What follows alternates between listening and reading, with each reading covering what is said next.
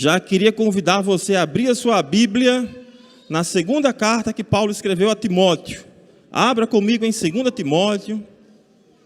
Reconhecendo aqui alguns irmãos. Rose está aqui, seja bem-vinda. Aqui na ponta. Sobrinho também, fazia um tempo que a gente não via o sobrinho, sua família está aqui, seja bem-vindo. Tem um rapaz aqui também em frente, é o irmão Cirilo. Veio domingo passado, não foi? Veio hoje de novo, seja bem-vindo. Marquinhos está ali atrás também. Fazia um tempo que a gente não via, seja bem-vindo. Você que está acompanhando online, se você pode, venha presencialmente, venha participar da comunhão dos santos, venha estar aqui nesse momento gostoso, desse calor gostoso entre os irmãos. É um momento importante. Abra comigo em 2 Timóteo. 2 Timóteo. Hoje na EBD nós começamos a falar desse texto. A gente já vem falando dele há 2 domingos na escola bíblica. Contamos a história do apóstolo Paulo, que chegou até esse momento. Contamos a história de Timóteo, que chegou a esse momento. E hoje entramos aqui no primeiro capítulo dessa segunda carta. E eu queria me deter especialmente nos versículos finais dessa carta.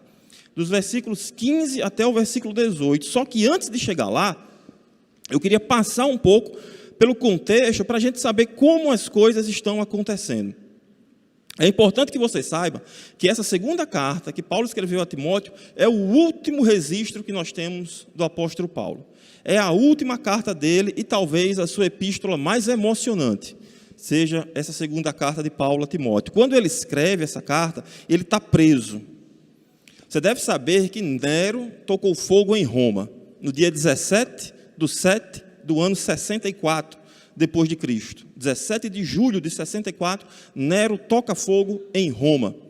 Dos 14 bairros de Roma, 11 são completamente queimados, sobram 3. E esses 3 bairros que sobram são densamente povoados por cristãos. Aí Nero olha e diz, não, a culpa é dos cristãos. E a perseguição, que até então era uma perseguição religiosa, era uma perseguição por parte dos judeus, se torna agora uma perseguição do Estado romano. A máquina do império agora se levanta contra o cristianismo. E os 2 grandes líderes cristãos da época são Paulo e Pedro. E os 2 são presos. Paulo era cidadão romano, então ele tinha direito a um julgamento e uma morte rápida, sem dor. Pedro não era um cidadão romano. Pedro ele é condenado à morte. Diz a história que quando o imperador vai condenar Pedro, diz, olha, como você é um seguidor de Cristo, você vai morrer exatamente igual ao seu Senhor. E aí Pedro diz, eu não sou digno de morrer como o meu Senhor. E o imperador manda crucificar ele de cabeça para baixo. Então vai ser crucificado de cabeça para baixo. E assim, o apóstolo Pedro tem o seu martírio. Paulo iria passar por um julgamento. Só que ele já tinha passado, no momento que ele escreve essa carta, ele já tinha passado pelo julgamento e ele sabia que a sentença lavrada contra ele era uma sentença de morte. A primeira prisão de Paulo, como termina a carta, o livro de Atos, a primeira prisão termina com Paulo preso em Roma, em uma casa, sendo ele acusado de crimes religiosos. Ele foi preso por ser um pregador, na primeira prisão de Paulo. Como termina o livro de Atos? Ele foi preso por ser um pregador, por pregar o evangelho. Nessa segunda prisão agora, quando ele escreve essa carta a Timóteo, ele está numa prisão chamada prisão Marmentina. Ele está literalmente em um buraco, escuro, úmido, de 1,5 metro, onde ele não conseguia ficar em pé, ou ele ficava sentado ou deitado. Se ele ficasse em pé, ele não conseguia ficar em pé completamente. A gente está falando agora aqui de um senhor de aproximadamente 64, 65 anos, nessa situação, e agora ele não estava mais preso por ser um pregador. Ele estava sendo acusado de ser um bandido, ele estava acusado de ser um incendiário, ele estava acusado de ser um malfeitor. Essas eram as acusações que pesavam contra o apóstolo Paulo agora, e ele fala aqui, depois você lê o capítulo 4, ele vai dizer, olha, agora eu sei que o tempo da minha partida é chegado. Eu estou sendo ofertado como libação para Deus. Libação é uma oferta líquida, o sangue dele iria ser derramado. Ele sabia que iria morrer, ele estava no corredor da morte, ele estava nos seus últimos dias de vida, e quando alguém está nos seus últimos dias de vida, é muito provável que esse alguém comece a dar importância àquilo que de fato é importante. Você não vai perder tempo com aquilo que não é importante. E algo importante para Paulo foi escrever essa carta para Timóteo. E algo importante para Paulo foi, apesar de estar lá naquela prisão, escondido, estar abandonado, ele vai dizer aqui, um pouco mais para frente, numa situação completamente difícil, padecendo por causa do Evangelho, mas ele ainda se preocupa em pastorear o coração de Timóteo. Ele se preocupa em pastorear o jovem pastor Timóteo, que era pastor da igreja de Éfeso, a igreja que Paulo fundou, a igreja que serviu de trampolim para evangelizar toda a Ásia. E ele se preocupa nos seus últimos momentos em pastorear o coração de Timóteo. Por isso, é importante já ficar na sua mente. Se você não reter nada do que eu vou falar aqui, retenha isso. Um verdadeiro cristão não se envergonha do Evangelho. É isso que Paulo vai estar ensinando aqui ao longo dessa carta. Um verdadeiro cristão, ele não se envergonha do Evangelho, ele se importa e se envolve com o corpo de Cristo e ele serve à igreja. Um verdadeiro cristão, ele não tem vergonha do Evangelho, se envolve com o corpo de Cristo e serve à igreja. Isso é a ideia central. A partir disso, Paulo vai estar, toda a preocupação de Paulo com o jovem Timóteo vai estar baseado nessa afirmação. Não se envergonhe do Evangelho, Timóteo. Não se envergonhe. Se envolva com a igreja, pastoreie as pessoas, pregue a palavra, Timóteo. É isso que ele vai estar preocupado nos últimos dias da sua vida. Timóteo era um jovem que tinha nascido na cidade de Listra, que ficava na Galácia. Ele era filho de uma mulher que era judia, só que o pai era grego. A mãe era judia e o pai era grego. E a mãe dele se converte na segunda viagem missionária de Paulo. Provavelmente, na segunda viagem missionária de Paulo, Timóteo devia ser um jovem dos seus 13, 14 anos, provavelmente. E naquele momento que a mãe dele e a avó dele se convertem, a gente vai ver um pouco isso aqui, a mãe e a avó se convertem, apesar de que o pai era o grego, e o pai era o responsável por entregar a educação filosófica do filho, mas a mãe e a avó influenciam Timóteo ao ponto dele abraçar o Evangelho.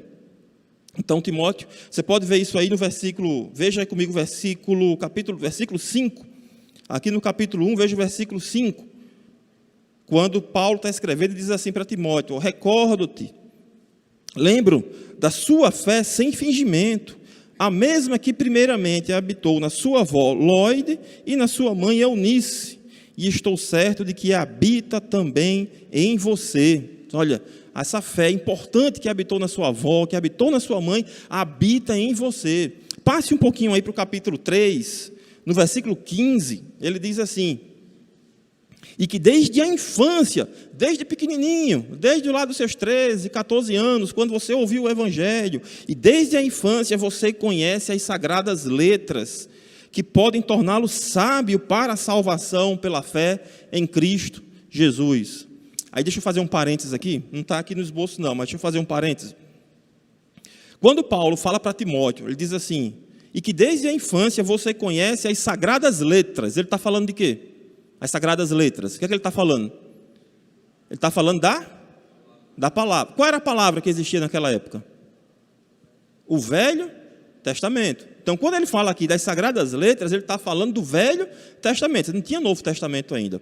Mas Paulo diz que o Velho Testamento, veja aí, ó, conhece as sagradas letras, o Velho Testamento, que podem torná-lo sábio para o quê? Para a salvação pela fé em Cristo Jesus. Ou seja, o Antigo Testamento aponta para Cristo. As sagradas letras foram nos dadas para nos tornarmos sábios para conhecer a salvação em Cristo Jesus. Por que eu estou dizendo isso? Porque Paulo ele vai falar um pouco aqui mais na frente. Timóteo, não se envergonhe do Evangelho, Timóteo. As pessoas me abandonaram, Timóteo. Não é legal para as pessoas, naquele tempo, estar associado a um criminoso, a um bandido, a um incendiário, como era Paulo. Então, muita gente abandonou ele. E Paulo está dizendo: Timóteo, não se envergonhe do Evangelho, Timóteo. O Evangelho é revelado pela palavra de Deus. Ele vai dizer isso um pouco mais na frente. Essa palavra que é inspirada por Deus, útil para o ensino, para a repreensão, para a educação na justiça, para que você esteja preparado, Timóteo. Olhe para as Sagradas Letras, porque a função das Sagradas Letras é tornar você sábio para a salvação em Cristo Jesus. A Bíblia não foi dada como um manual, como um amuleto da sorte. A Bíblia não é dada para quando você está assim, deixa eu ler aqui minha Bíblia, e abre um texto qualquer e vê lá um texto qualquer.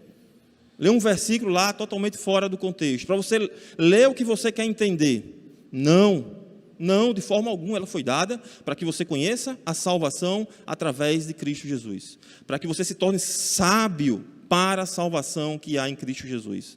Importa que eu e você, todos os dias, nos afadiguemos, busquemos ao Senhor na sua palavra. Porque eu posso estar falando aqui. O que eu estou falando não é inspirado por Deus. Certamente eu vou cometer erros. O que nós cantamos aqui foi belo, foi lindo, mas não é inspirado por Deus. Contém erros. Se você conversar com qualquer pessoa que vai lhe aconselhar, por mais uma pessoa falha, vai conter erros, mas a palavra de Deus, ela é infalível, inerrante, ela não contém erros. Então, se você quer saber o que Deus quer para a sua vida, não vai escutar rádio, não vai escutar um profeta tal, não vai ver WhatsApp, sei lá o quê. Olhe para a palavra de Deus, que ela vai dizer o que Deus quer para a sua vida. Ela vai dizer o que Deus quer. Me lembro de um jovem que uma vez disse, rapaz, eu não sei o que Deus quer para a minha vida. Eu disse, rapaz, eu sei o que Deus quer para a sua vida. Você sabe? Sei. E o que Deus quer para a minha vida? Deus quer que você não mate, não roube, não minta. Deus quer que você honre seu pai e sua mãe. Deus quer que você honre a Ele, que tenha o Senhor, seu Deus, como Senhor da sua vida, que você ame ao próximo como a você mesmo, que ame a Deus acima de todas as coisas, que você entregue o seu coração a Cristo, que você sirva na igreja local. Tudo isso a Bíblia está dizendo que Deus quer para a sua vida. Só que a gente os nossos dias, e Paulo vai falar sobre isso aqui, ele vai dizer, olha, os nossos dias a gente vive um evangelho individualista, que a gente pensa que, olha, é para Rafael. Deus criou todas as coisas no mundo pensando exclusivamente em Rafael, e aí Rafael tem que buscar o que é para ele, o que é dele, reivindicar o que é dele, exigir o que é dele, e todo mundo tem que viver para ele, tem que fazer as vontades dele, tem que agradar a ele. Não é. Nós vimos isso hoje na escola bíblica, como as promessas de Deus no Novo Testamento, elas são promessas no contexto de igreja. De igreja, você tem que estar numa igreja. Você tem que fazer parte do povo de Deus. Se você não está numa igreja, você que está me acompanhando online, de repente isso vai doer no seu ouvido, mas se você não está numa igreja, você está longe do povo de Deus. Você está distante do povo de Deus. Paulo vai falar sobre isso aqui. Nesse momento, o mundo todo estava em ebulição. A igreja enfrentava um momento muito amargo, perseguição do império. Paulo, o líder mais destacado, estava preso. Não mais preso por ser um pregador. Não mais preso agora, tendo contato com a guarda romana, por exemplo, onde ele evangelizava a guarda romana. Ele não estava mais preso agora, onde ele tinha liberdade para pregar o evangelho na capital romana. Mas agora ele estava preso como um bandido. Ele estava preso jogado, estava preso esquecido. Os crentes da Ásia tomavam parte de uma espécie de debandada geral. Se você vê aí, versículo 15, veja o que ele fala no versículo 15 do capítulo 1. Lembre você que lá em Atos, capítulo 20, Paulo fundou a igreja de Éfeso, na sua terceira viagem missionária. Ele passou um bom tempo naquela igreja de Éfeso, e a Bíblia diz que através do ministério de Paulo em Éfeso, toda a Ásia foi evangelizada. Todas aquelas igrejas que você lê no Apocalipse, aquelas 7 igrejas, elas foram fundadas através do ministério do apóstolo Paulo ali de Éfeso. Então, de Éfeso, Paulo foi bênção para toda a Ásia. Para toda a Ásia. Aí veja o que diz agora aqui o versículo 15. Você sabe que todos os da província da Ásia me abandonaram. Você já ficou muito decepcionado com alguém? Você já ficou muito decepcionado com alguém que você achava que na hora H, aquela pessoa ia estar do seu lado? Agora você imagina o apóstolo Paulo. Fundou aquelas igrejas, pregou o evangelho de forma poderosa naqueles locais. Pregou a palavra, realizou milagres, Deus usou ele de forma poderosa, investiu em pessoas, investiu o seu tempo, arriscou a sua vida. E agora que ele estava preso por uma falsa acusação, a fake news, o bandido, incendiário. Aí o que acontece com os da Ásia? Todos da Ásia me abandonaram. Todos me abandonaram. Eu acho interessante que, hoje em dia, a gente falou isso também hoje na escola bíblica, você tem que vir para a escola bíblica. Porque na escola bíblica, talvez eu estou pregando aqui, estou falando, tem várias dúvidas na sua cabeça aí, né? Mas por que isso aconteceu? Por que foi assim? E tem um texto tal que fala de tal forma, você não consegue tirar a dúvida. Mas na escola bíblica você fala, você pergunta, você tira dúvida, você aprofunda mais nos textos. Aí hoje na escola bíblica falamos que muita gente quer ser apóstolo, né? Aparece apóstolo, aí em toda esquina aparece um apóstolo. Nessa hora aqui, ninguém quer ser apóstolo. Nessa hora aqui de ser perseguido, de ser preso, de ser maltratado, de ser injustiçado, de ser esquecido, de ser abandonado, ninguém quer ser apóstolo. Agora, para ter os holofotes, para achar que é importante, aí as pessoas querem ser apóstolo. Você que está aqui presencial, você que está acompanhando online, não existem mais apóstolos. Apóstolos com essa instrumentalidade, como Deus usou os 12, como usou o apóstolo Paulo, não existe. E se alguém se diz apóstolo, anote o que eu estou dizendo aí, ou é por ingenuidade, por não conhecer a palavra de Deus da forma correta, ou é por maldade, ou é porque ele está querendo trazer atenção para si. Ou uma das duas opções, ou é ingenuidade ou é maldade. Não tem uma outra opção. É porque ou não conhece bem ou está tentando agir de má fé. Não existe mais apóstolos. Os apóstolos terminaram aqui. E Paulo estava preso nesse momento.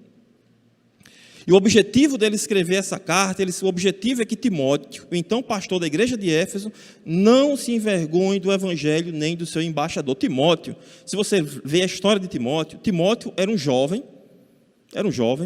Timóteo era tímido, não era uma pessoa de falar em público. Timóteo era um jovem que padecia de alguns problemas na saúde do estômago dele, ele tinha uma saúde frágil.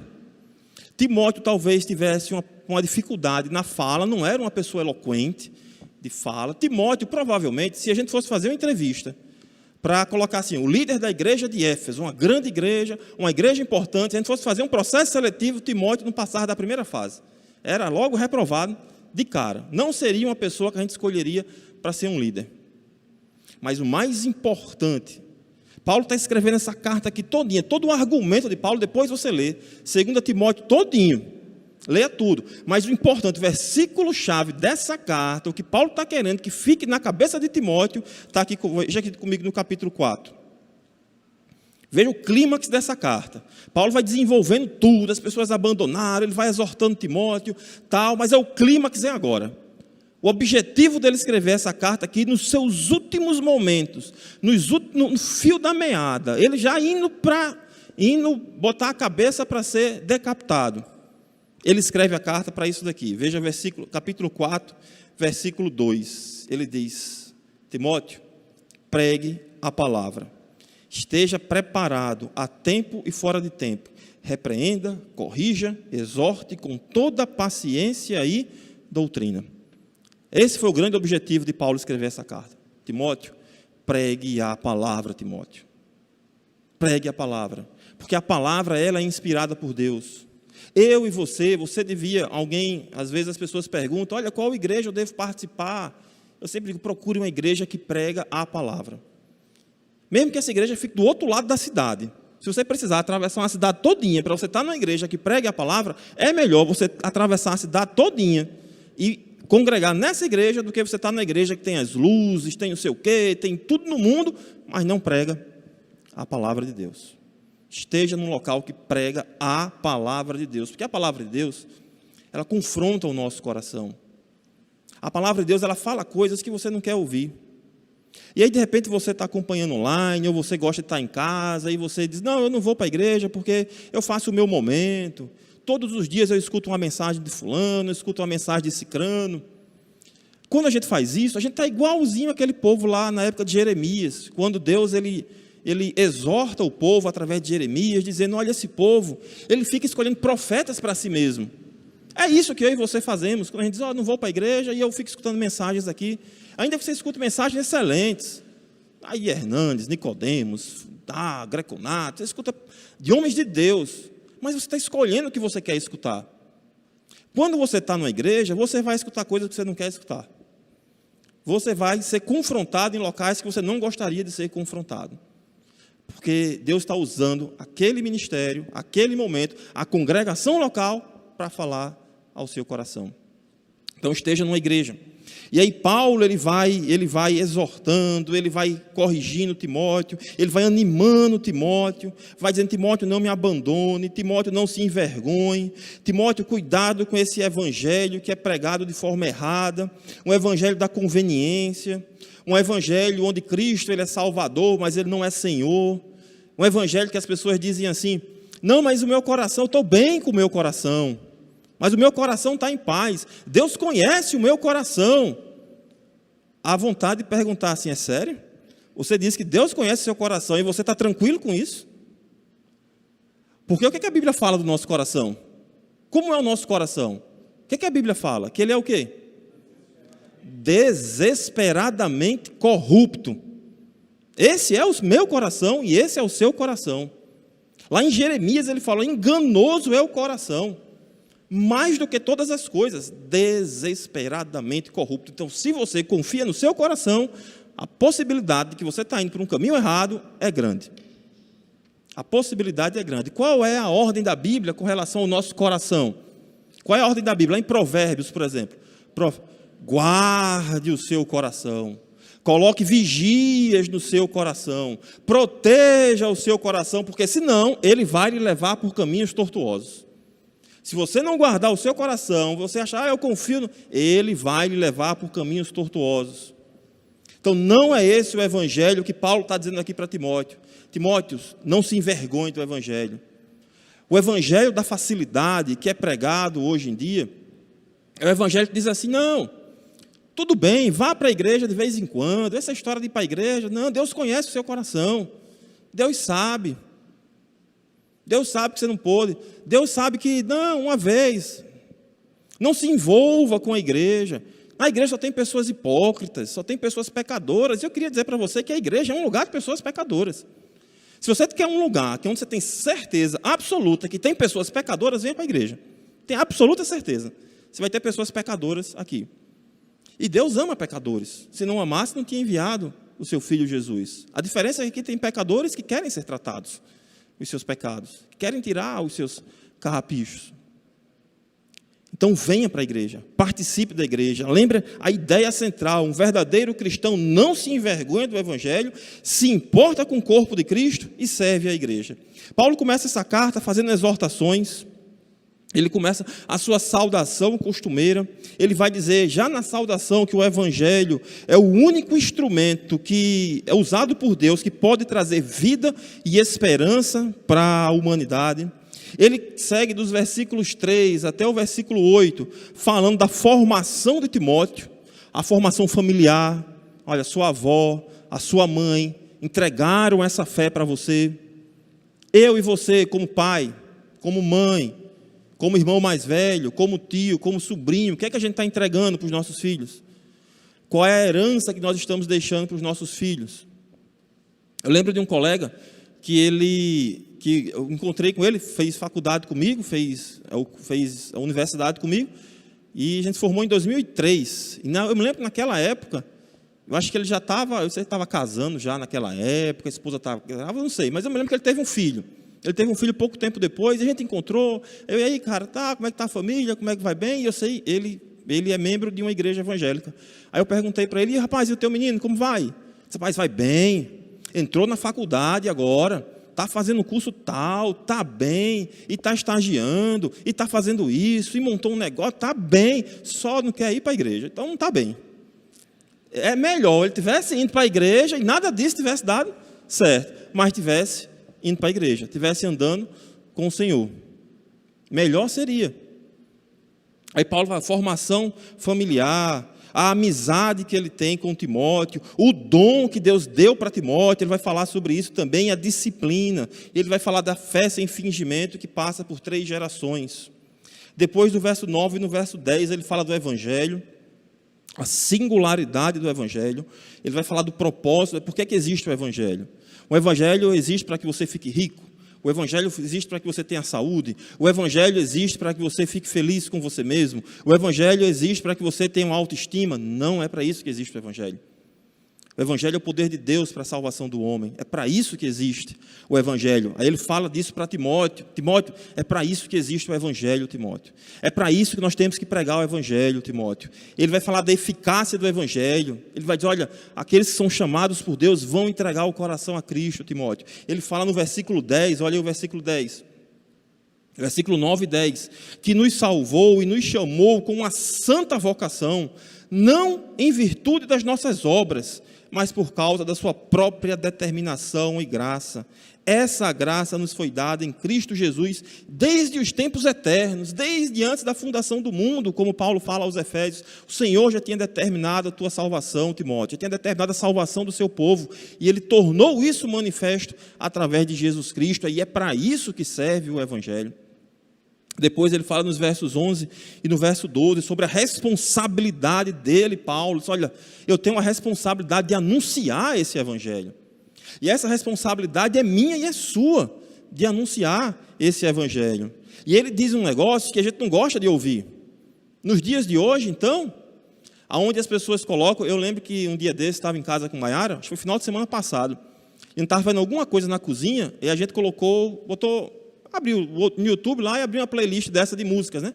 De músicas gospel. Bota aí as melhores de 2023. Aí botou lá as músicas gospel. Eu me lembro que a gente escutou 6 louvores. 6. Dos 6, 5 tinha a ver assim: restitui, você vai pisar não sei o quê, você vai crescer, você vai vencer, e você isso, e você... 5. Se salvou um, que eu me lembro que era do Azafa Borba. Salvou um nesse meio lá, que era do Azafa Borba. Aí, dos 6 que a gente escutou, se salvou um. Porque todos os outros tinham a ver com você vai vencer, você vai ganhar, você isso, você aquilo. Aí quando Paulo fala aqui, nos versos 11 e versos 12, quando ele diz, olha, verso 12, por essa causa também sofro. Eu sofro, Timóteo. Rapidinho, abra aí comigo em Filipenses capítulo 1. Filipenses capítulo 1. Deixe marcado aí, Timóteo. Venha comigo aqui para Filipenses capítulo 1. Filipenses capítulo 1. Veja o que Paulo diz no verso 29. Filipenses 1, 29. Veja se é um negócio que a gente gosta de escutar. Veja se é um negócio que é de acordo com o evangelho que é anunciado pelo mundo afora aí. Filipenses 1, 29.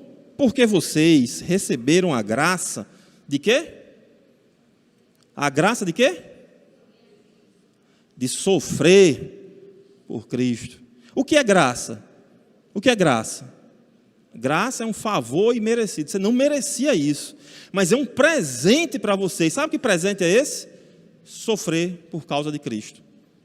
Aí você pensa, não, sofrer não. Eu estou vindo para cá já para não sofrer. De repente você deve estar pensando, né? Eu estou vindo para a igreja para receber a bênção. De repente você deve estar pensando. Eu vou para a igreja para ser abençoado, para ser revigorado, para ser isso, para ser aquilo, e você vai me dizer que Deus está dizendo que é uma graça, é um presente, sofrer por causa de Cristo? É isso que a Bíblia está ensinando. É isso que a Bíblia diz, amigo, se você sofrer por causa de Cristo, isso é uma graça, isso é um presente. Bem-aventurado, lembra das bem-aventuranças? Bem-aventurados sois vós, quando mentirem, vos injuriarem e disserem todo mal contra vocês por causa do meu nome. Bem-aventurados sois vós. Hoje de manhã eu falei de um camarada chamado Inácio de Antioquia. Inácio de Antioquia, ele era bispo dessa igreja, a igreja de Antioquia. Ele foi discípulo direto do apóstolo Pedro, Inácio. E houve um momento da perseguição que o império todo persegue a igreja e Inácio é condenado à morte. Lá da cidade de Antioquia, ele é condenado a ser levado para Roma e lá em Roma ser jogado aos leões. Inácio já era um senhor de idade. A viagem de Antioquia até Roma durava aproximadamente 60 dias. A viagem ia andando, pedaço a cavalo, parava numa hospedaria. Era uma viagem de aproximadamente 60 dias. No meio do caminho, Inácio descobre que alguns irmãos lá em Roma estavam mexendo os pauzinhos para que ele, Inácio, não fosse jogado aos leões. Que ele ficasse preso numa casa, fosse meio que uma prisão perpétua, mas numa casa confortável, onde ele ia poder receber os irmãos, ele ia ficar ali preso. Essa história chega nos ouvidos de Inácio, no caminho de Roma. Aí ele escreve para os irmãos de Roma.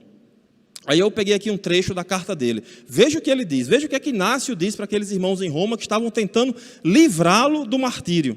Ele diz assim, ó, eu suplico a vocês, escrevendo para os irmãos lá em Roma, Inácio, eu suplico a vocês, não mostrem comigo uma caridade inoportuna. Não façam para mim esse favor inoportuno. Não façam isso por mim. Não me tirem a glória que é padecer pelo meu Senhor. Não me tirem isso. E ele diz mais assim, diz, olha, eu digo mais, se eu chegar lá no Coliseu, for jogado aos leões, e os leões não me atacarem, eu vou instigar os leões. Eu vou para cima dos leões.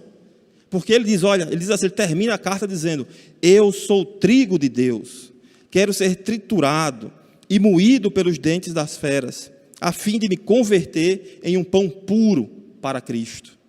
Eu sou trigo de Deus e quero ser convertido em um pão puro para Cristo.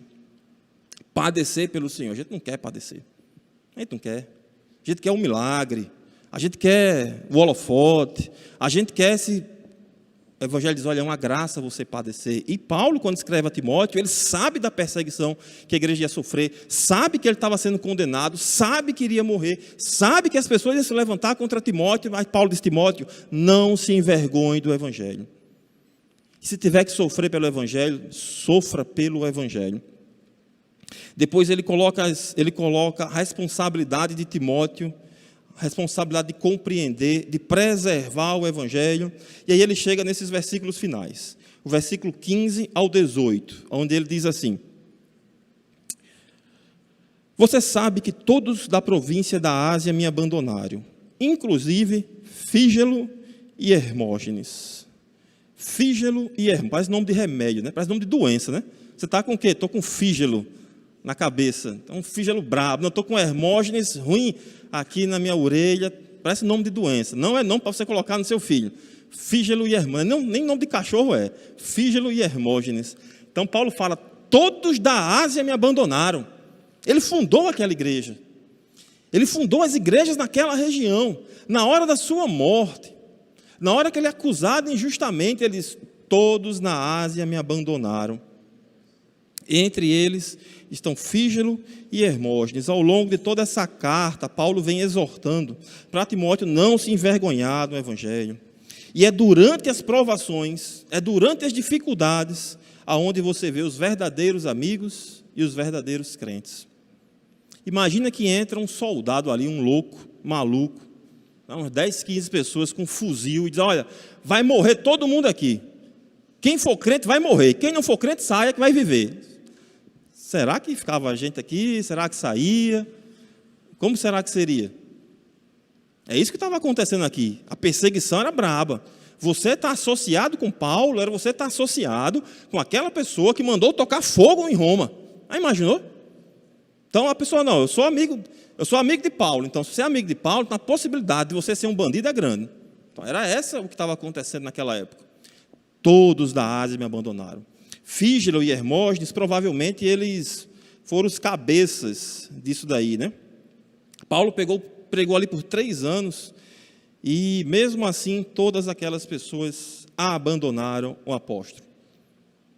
Na hora da dificuldade, na hora que a coisa aperta, na hora que de fato você tem que viver o Evangelho, é nessa hora que o meu e o seu coração se revelam diante do Senhor. Não que o Senhor não conheça como eu e você vamos nos comportar, mas de repente você não sabe como você vai se comportar. E aí talvez a provação venha na sua vida para que você de fato avalie onde de fato está o seu coração. Se está no Evangelho ou se está em outro local.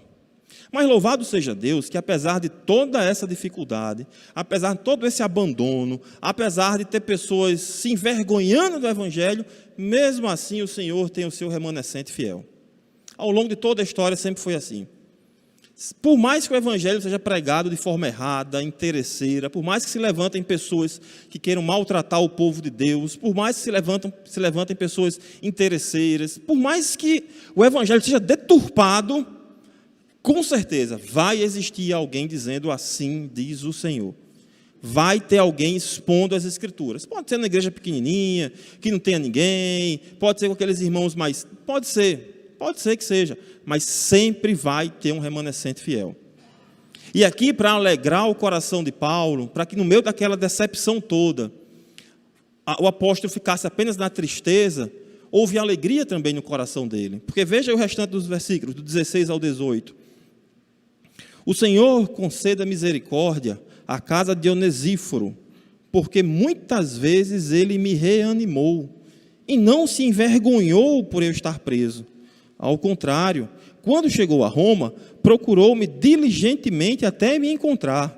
Conceda-lhe o Senhor, que naquele dia encontre misericórdia da parte do Senhor. Você sabe muito bem quantos serviços ele me prestou em Éfeso. Você tem aqui Onesíforo, mostrando a lealdade nos tempos de prova. A fidelidade de Onesíforo constitui-se um estímulo para Timóteo. Não olhe para Fígelo, não olhe para Hermógenes. Veja o exemplo de Onesíforo. Veja a fidelidade dele. Veja o estímulo que ele traz. Veja o ânimo que ele traz. Permaneça firme no seu ministério, Timóteo. Ele não se envergonhou das minhas cadeias. Ele não se envergonhou. Ele me procurou, Timóteo. Veja o exemplo de Onesíforo. Onesíforo é o exemplo humano, mas quem é o maior exemplo de todos que nós devemos seguir? Cristo. Onesíforo aqui está apontando para Cristo. Senão, veja só.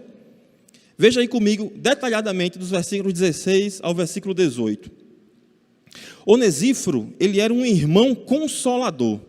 Veja aí, versículo 16. Versículo 16 diz: que o Senhor conceda misericórdia à casa de Onesíforo, porque muitas vezes me deu ânimo e nunca se envergonhou das minhas algemas. Você tem aqui um irmão consolador, alguém que não se envergonhou do apóstolo.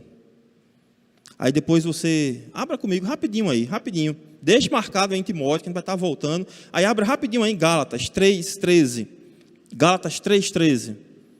Veja, Onesíforo não se envergonhou de Paulo. Você acha que o Senhor teria razão para se envergonhar de mim e de você? Se Ele sondasse o nosso coração, a nossa mente, os maus pensamentos que a gente teve, não precisava nem ser da vida toda não, bastava ser os pensamentos de hoje. Será que Ele teria vergonha, teria razão para se envergonhar de nós? Com certeza Ele teria milhões de razões para se envergonhar de nós. É como Spurgeon diz, Spurgeon dizia: todos os dias eu dou razão para que Cristo não me ame. Nenhum desses dias eu dei razões suficientes, que Ele me ama de todas as formas. Veja o que ele diz, Gálatas 3:13. Cristo nos resgatou da maldição da lei, fazendo-se Ele próprio maldição em nosso lugar. Porque está escrito: maldito todo aquele que é pendurado no madeiro. Cristo, Ele não teve vergonha de nós, mas Ele mesmo se fez vergonha por nós. Então esse era Onesíforo. Eu e você devemos ter esse exemplo. Console as pessoas. Traga a palavra de ânimo para as pessoas. Seja uma pessoa abençoadora. Onesíforo, veja aqui o versículo 18. Volta lá para 2 Timóteo. No versículo 18, Paulo diz: olha, conceda-lhe o Senhor que naquele dia encontre misericórdia da parte do Senhor. Você sabe muito bem quantos serviços ele me prestou em Éfeso. Ele era alguém abençoador, ele era alguém que servia, ele era alguém que não encontrava assim, não, eu tenho que ser servido, eu tenho que vir para a igreja e o louvor tem que estar legal, tem que ser as músicas que eu gosto, eu tenho que vir para a igreja e a recepção tem que me recepcionar bem, tem que ter um local para me sentar que eu goste, tem que ter ministério disso, e tem que ter isso aberto, e tem que ter um ar-condicionado, e tem que ter isso, porque se não tiver eu não venho. Esse não era o Onesíforo. O Onesíforo ele chegava e dizia: o que é que tem para me fazer? Como é que eu posso ajudar? O que é que tem que fazer? É tirar esse banco daqui e colocar lá? É trazer o gasóleo? O que é que eu tenho para fazer? Como é que eu ajudo? Seja alguém abençoador, assim como foi Onesíforo. No versículo 17, Onesíforo era um homem encorajador. E você, voltando aqui para Cristo, antes a gente viu o versículo 17, Cristo, ele serve o seu povo. Lembra da história lá do lava-pés? Quando está todo mundo discutindo quem é que vai ser o maior, quem é que vai ser o mais importante. Jesus disse que ia morrer, então como Jesus disse que ia morrer, alguém tinha que ser o líder, né? Então começa a discussão, quem é que vai ser o líder? Quem é o mais importante? Quem é o maior entre nós? Aí Jesus vai lá, não, peraí. Começa a lavar os pés de um por um. Aí lá em João 13 diz assim, ora, Jesus depois de ter feito tudo isso, ora, se eu, sendo Senhor e Mestre, lavei os pés de vocês, também vocês devem lavar os pés uns dos outros, porque eu lhes dei o exemplo, para que como eu fiz, vocês também façam. Onesíforo estava servindo, o Senhor nos serviu, e é a minha e a sua obrigação servirmos uns aos outros. No versículo 17, Onesíforo é um homem encorajador.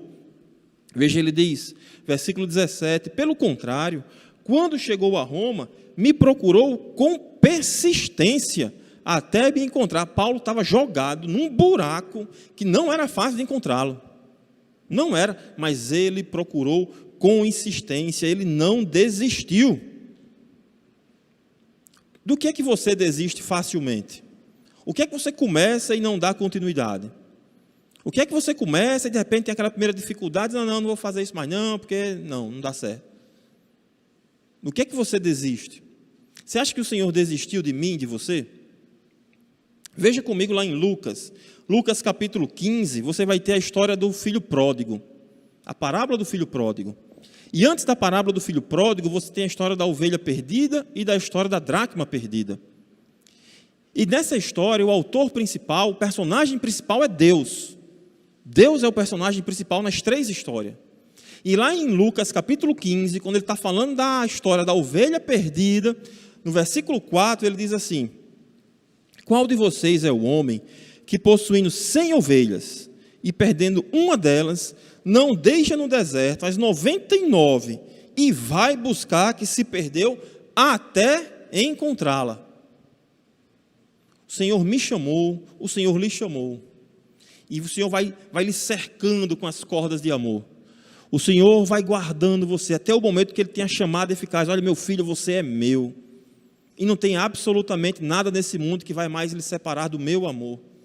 Nem anjos, nem principados, nem coisas do presente, nem do porvir, nem poderes, nem altura, nem autoridade, nem qualquer outra criatura pode mais lhe separar do amor de Deus. Ele não desiste de mim e não desiste de você. Assim foi Onesíforo, procurou com insistência o apóstolo Paulo, dando exemplo para mim e para você, não desista. Insista, persista. Você vai fazer, alguém vai reclamar, alguém vai criticar, alguém vai... Faça para o Senhor. Faça para glorificar o Senhor no seu evangelho. De acordo com a sua palavra, faça para Cristo. Onesíforo, nos versos 16 e 18, ele é alguém, veja o versículo 16 e 18, diz assim, que o Senhor conceda misericórdia à casa de Onesíforo, porque muitas vezes me deu ânimo e nunca se envergonhou das minhas algemas. No versículo 18, ele diz mais uma vez, o Senhor lhe conceda que naquele dia ache misericórdia da parte do Senhor. Duas vezes, olha, que o Senhor conceda misericórdia a Onesíforo. Onesíforo é um camarada que colhe aquilo que ele semeou. Imaginou se o Senhor comparecesse diante de mim e de você, hoje à noite, você lá no seu quarto, chegasse assim e dissesse, Sandro, chegou a hora. É a hora agora de você colher o que você semeou. Como seria a sua colheita? Você estaria seguro da sua colheita? Foi o que você semeou.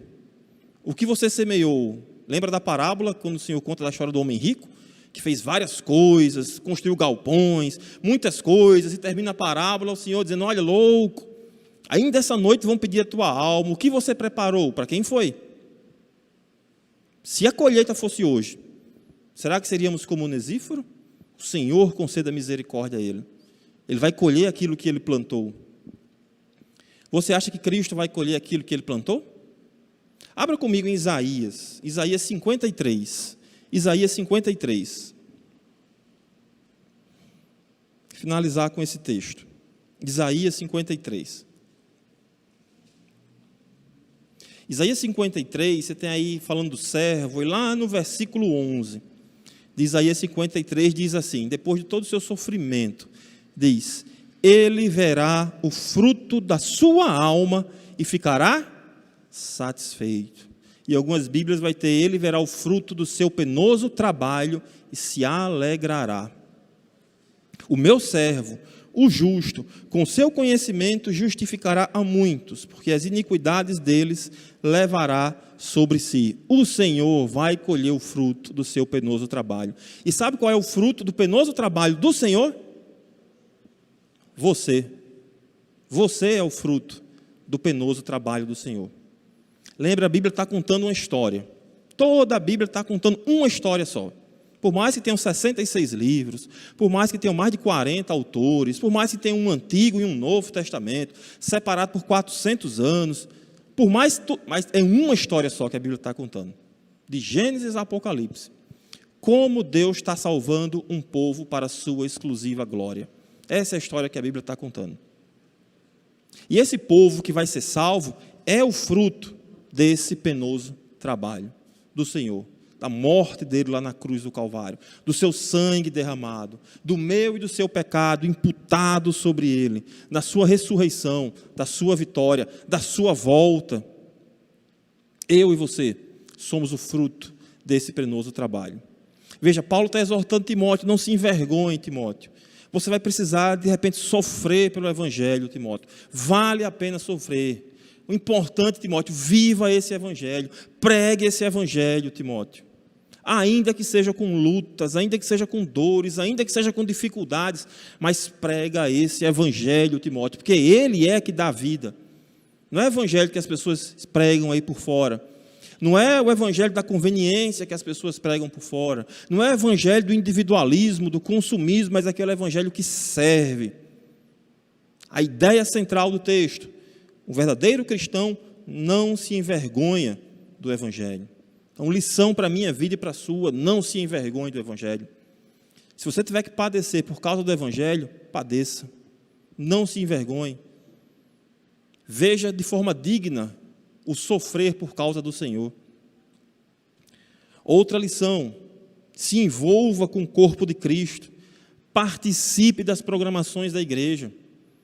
Tem várias programações, você pode participar do culto de oração, tem culto matutino, tem culto de oração na quarta-feira, tem escola bíblica dominical, ministério de homens, ministério de mulheres, ministério de juventude, casais, você pode se envolver com o ministério infantil, pode se envolver com evangelismo, tanta coisa para você poder se envolver, se envolva. Não entregue para o Senhor o resto do seu tempo. Tem uma música, eu gosto muito de uma música do PG, que ele diz, olha, que seja o meu universo. Eu não quero dar-te apenas um dia da semana. Eu quero o Senhor, dono do meu tempo e dos meus planos. Não é apenas o resto. Não é porque no domingo à noite não tem mais nada para fazer, aí eu vou para a igreja. Participe. Não, mas é porque se eu for para vir para o Ministério das Mulheres, aí eu tenho que acordar mais cedo, aí tenho que fazer isso, eu tenho que fazer aquilo, então faça e participe. Não, porque eu vou ficar cansado, então não participe, não se envolva. Viva de domingo a domingo. Viva o evangelho superficial. Viva algo raso. Não se envolva. Não, porque para vir para a escola bíblica dominical, e tem que vir 2 dias para a igreja, e realmente, no mesmo dia, vir 2 vezes para a igreja, isso é um absurdo. Vim 2 dias, no mesmo dia, vim 2 vezes para a igreja. Eu vou para a praia, vou ficar em casa, vou fazer um churrasco, vou fazer não sei o quê, vou dormir até mais tarde, Não. Ministério de homens, eu lá vou me envolver com o ministério de homens, vim aqui na quinta-feira à noite. Juventude, se envolva. Ou viva um evangelho superficial. Viva o evangelho que é pregado aí fora. Viva aquilo que Paulo está dizendo para Timóteo. Timóteo, fuja disso aí, Timóteo. Fuja disso daí. Porque isso não produz vida, Timóteo. Isso vai produzir apenas um anestésico. Vai anestesiar a sua mente, vai anestesiar a sua vida. Não se envergonhe do Evangelho, se envolva com o corpo de Cristo, sirva o corpo de Cristo. Lembra de Onesíforo? Paulo diz, olha, como ele prestou serviços para mim lá em Éfeso. Não seja como Fígelo e Hermógenes, mas aprenda com o exemplo de Onesíforo, um homem consolador, encorajador, abençoador e que colhe aquilo que de fato está semeando. Apesar de toda a tristeza, de toda a decepção que Paulo estava tendo ali com aqueles irmãos que o abandonaram, mas mesmo assim ele tinha alegria de ver que alguém era fiel ao Evangelho. E ele estava exortando o jovem Timóteo, como ele exorta o meu e o seu coração. Não se envergonhe do Evangelho. Viva esse Evangelho. Amém? Vamos orar, agradecer ao Senhor.